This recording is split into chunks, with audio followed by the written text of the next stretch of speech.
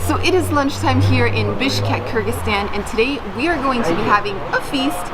We are going to be sampling all the traditional dishes that we've been eating over the last 3 weeks because that's how long we've been traveling in the country.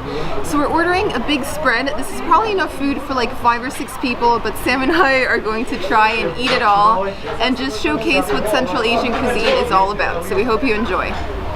So we've decided to be a little bit adventurous with what we're drinking, and we are having Kymyz. We're having Kymyz. Want to tell us what that is? This is basically considered the national drink here in this country. In fact, the city of Bishkek was named after the paddle used to churn this, and it is basically, it's mare's milk. It's fermented mare's milk. That's all you're having, that little sip? It has a slight amount of alcohol. Yeah, we're taking it easy here. So let's try it. It has a very strong smell.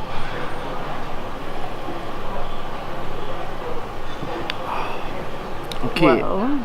So imagine like the saltiest milk you've ever had that's also been slightly watered down and tastes a little bit alcoholic, you can taste a bit of the alcohol. So that's exactly what it tastes like. And we've got a liter of that just to ourselves.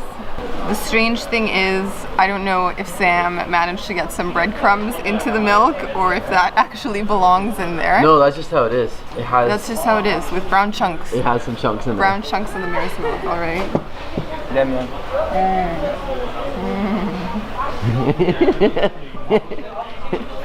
Bit of an acquired taste.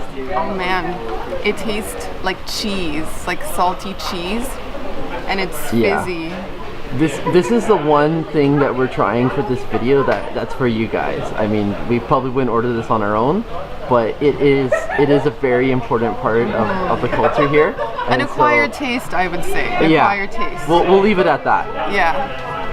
We're starting our meal with some bread. Yeah, so this is like the traditional Kyrgyz flatbread, and you can find this basically at every meal that we've had here. Bread is like a very important part of the meals, and especially when we were staying in the yurts, we were eating this a lot. So let's just dip it in. A bit of here. Looks like sour cream.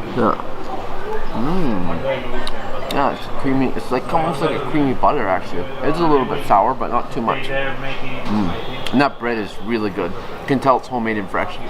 Aside from the flatbread, we also ordered samsa. So I'm just gonna break that open. And our Manti has come. Yeah, so look at this. Oh wow, look at that. It kind of reminds me of an empanada. So you've got like a bread exterior and it's filled with meat and chopped onions. Ooh, that's good. How's it taste?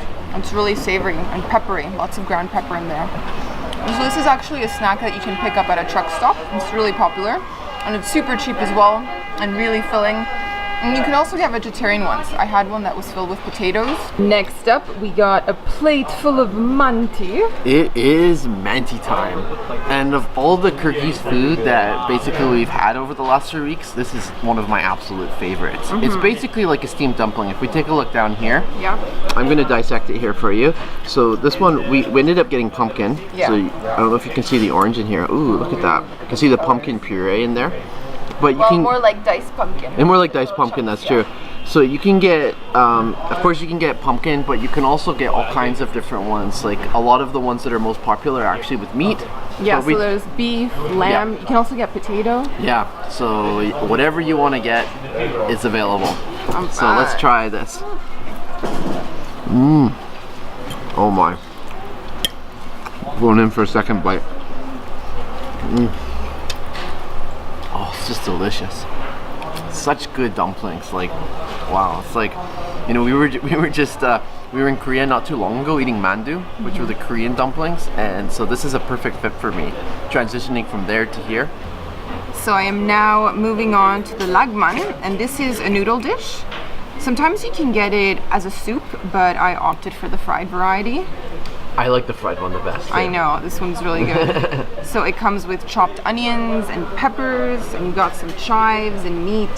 It's a little bit of everything. This is one of your favorite dishes, isn't it? Mm-hmm. One of your favorite Kyrgyz dishes. Yeah, and apparently it has Chinese roots, Chinese origins. So, it kind of reminds me a little bit of a stir fry. It's really good. And the beef is so tender, oh my gosh. Oh, good. Wow, it looks like there's a lot of like cut up scallion, spring onion too. And the food keeps on coming. Sure does. Next up, we're basically trying the fried rice. So if you look down here, we have the plov. Plov or pilaf? Yeah, pilaf too. It's called both here. And it comes typically with meat. So you see some meat here. And you also see peppers. It has onions, carrot, has different kinds of seasonings. A little bit of dill. Yeah, it smells nice. And it's prepared in a massive cast iron cauldron. And what was really cool is when we were covering the World Nomad Games, just behind these tent type of restaurants, you could see it being prepared, and it was like just this massive cauldron. It was really cool. It's a really popular dish. We ate a lot really of popular dish. Very over the last week. Yeah, we really have. Yeah. Good It's really stuff. good. It's savory, but it's also a little bit juicy with the different peppers. So really nice taste. We had nearly forgotten about the shashlyk with all the food at the table, but it has finally arrived. And that's kind of embarrassing because really this is the star of the meal. This is what I've been looking forward to the most. So this is your classic skewered meat. Yeah. This is like super popular in Kyrgyzstan. You can find actually restaurants that specialize in it.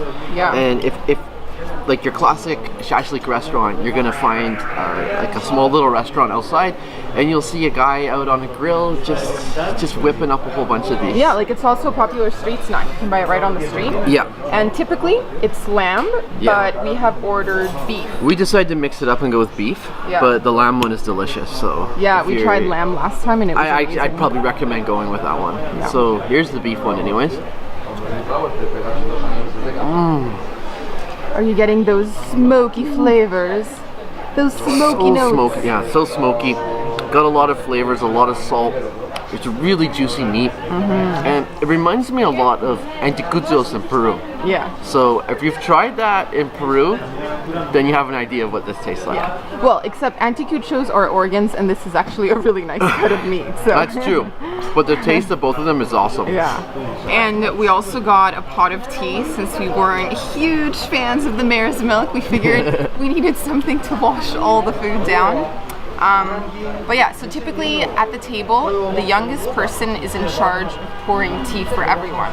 So if you're having like a big family meal or you're out with friends, that responsibility could fall on you depending on your age.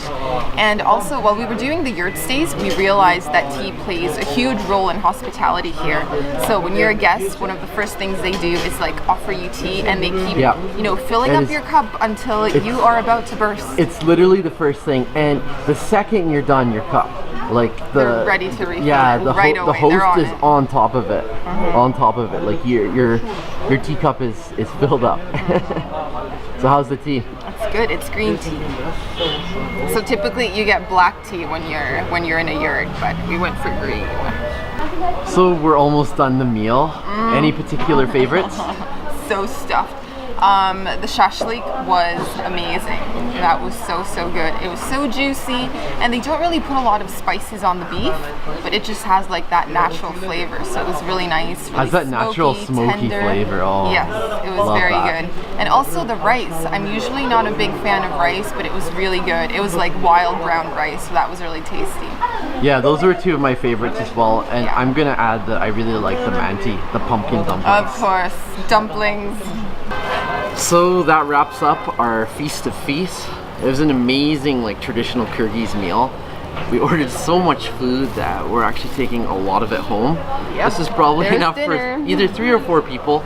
And in terms of the price, it came to 1,200 som, which right now is $17 US. So that was incredible value. I mean, we got 3 different kinds of drinks. We got tea, we got a liter of Pepsi, we got a liter of mare's milk, plus all of that food that we showed you, including the bread, the dumplings, the meat, the rice, the noodles. So you can come here and have an epic feast, and it's not going to cost you a fortune.